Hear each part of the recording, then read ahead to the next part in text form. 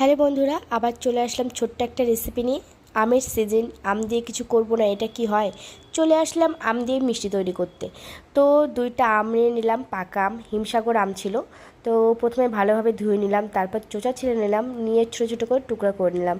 নিয়ে এবার মিক্সির মধ্যে কাটা আমগুলো দিয়ে দেবো, দুটো ছোটো এলাচ দিয়ে দেবো, একটু চিনি দিব আর একটু দুধ দিব, দিয়ে ভালোভাবে আমটা পেস্ট করে নেব। নেওয়ার পর তারপর আমি চলে গেলাম আবার রান্নাঘরে, কারণ এরপর আরও অনেক কাজ আছে। তো তারপর আমি দুধ নিয়ে নিলাম, দুধটা জাল বসিয়ে দিব। দেওয়ার পর দুধটা ফোটার পর তারপর আমি ছানা কাটা পাউডার আছে, ছানা কাটা পাউডার দিয়ে দুধটা ছানা ফাটিয়ে নিলাম। নেওয়ার পর তারপর সেই ছানাটা ছাঁকনির মধ্যে ছাঁকতে দিয়ে দিলাম, কারণ ওর মধ্যে যেন জল না থাকে। তারপর কড়াই বসিয়ে দিলাম, দিয়ে একদম ছোট যে মিহিদানার সুজিটা আছে সেই মিহিদানার সুজিটা নিয়েছি। নিয়ে আগে সুজিটা এমনি ভালোভাবে সেঁকবো, সেঁকার পর তারপর ওর মধ্যে ঘি দিয়ে দিব। দেওয়ার পর তারপর ঘি দিয়ে আরেকটু সেঁকবো, সেঁকার পর তারপর যে ছানাটা ফেটে রেখেছিলাম সেটা ওর মধ্যে দিয়ে দিলাম। দিয়ে তারপর দুটাই ভালোভাবে সেঁকে তারপর আমি ওটা মিক্সির মধ্যে দিয়ে দেবো পেস্ট করার জন্য। কিন্তু আমি ওটা গরম অবস্থায় পেস্ট করব না, মিক্সির মধ্যে নিয়ে গিয়ে আমি ওটা রেখে দিয়েছিলাম ফ্যানের নিচে। তারপর যখন ঠান্ডা হলো তারপর আমি পেস্ট করলাম। তারপর আবার রান্নাঘরে চলে আসলাম, আসার পর আবার কড়াই বসিয়ে দিলাম, দিয়ে আবার একটু ঘি দিয়ে দিলাম, দিয়ে যে সুজিটার যে ছানাটা পেস্ট করে রেখেছিলাম সেই পেস্টটা দিয়ে দিলাম। দিয়ে ভালোভাবে এটাকে এখন জাল দিতে হবে, যেন একদম পাতলা যে জিনিসটা সে যেন পাতলা না থাকে, একদম যেন শক্ত টাইপের হয়ে যায়, আঠালো টাইপের হয়ে যায়। তারপর ওটা হয়ে যাওয়ার পর যখন সুজিটা আঠালো টাইপের হয়ে গেল তারপর আমি আমের পেস্টটা দিয়ে দিলাম।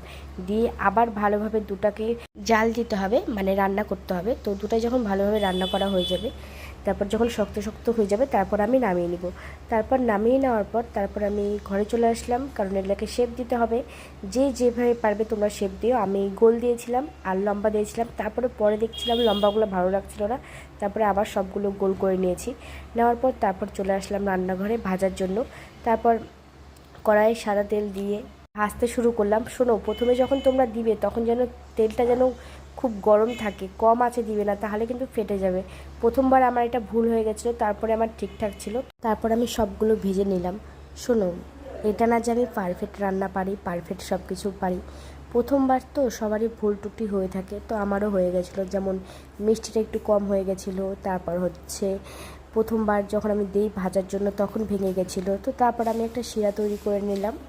জল ছিল, ফুড কালার, চিনি আর দুটো ছোটো এলাচ ছিল, দিয়ে ভালোভাবে ফুটালাম। তো ভালোভাবে যখন ফুটলো তারপরে আমি প্রথমে একটা মিষ্টি দিয়ে দেখলাম ফাটছে কি না। তো তারপর যখন ফাটছে না তারপর সবগুলো দিয়ে দিলাম। তারপর 15 থেকে 20 মিনিট ফোটানোর পর তারপর 2 ঘন্টা রেখে দিয়েছিলাম, তারপর নামিয়ে নিয়েছিলাম। নামানোর পর যখন ঠান্ডা হলো তারপর খেয়েছিলাম, খেতে খুব সুন্দর হয়েছিল, এটা ঠিক। কিন্তু ওই যে বললাম না, মিষ্টিটা একটু কম হয়েছিল। তো সবাই খেয়েছিলাম আমরা। তো চলো, এই রেসিপিটা এখান থেকে শেষ করলাম। আমি একটা কথা তোমাদেরকে বলতে চাই যে এই ভিডিওটা দেখে যদি তোমাদের রেসিপিটা ভালো লাগে তো তোমরা অবশ্যই বাড়িতে ট্রাই করতে পারো। আমি এইটুকু গ্যারান্টি দিতে পারি, খেতে খুব সুন্দর হবে, টেস্টটা দারুণ হবে। আমাদের তো টেস্টটা ম্যাটার করে না, টেস্টটা খুব সুন্দর হবে। তোমরা তোমাদের পরিমাণ মতো চিনি দিয়ে দিও, তাহলেই হবে। আমার যেমন চিনিটা একটু কম হয়ে গেছিলো, আসলে আমি চিনি খাই না, তো সেই জন্য সব কিছুতেই চিনি কম হয়ে যায়।